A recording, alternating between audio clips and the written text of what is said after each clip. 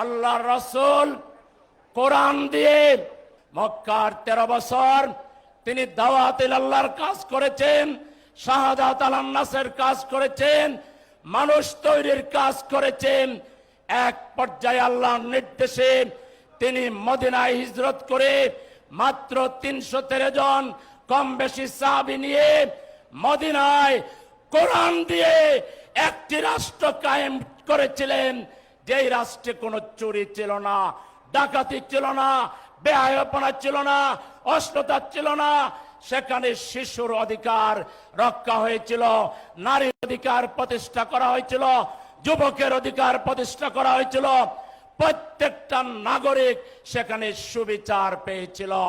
Medina রাষ্ট্র নামে তিনি যে রাষ্ট্র কায়েম করেছিলেন, আজ অবতরী তার সমতুল্য কোন রাষ্ট্র পৃথিবীতে কায়েম হয়নি।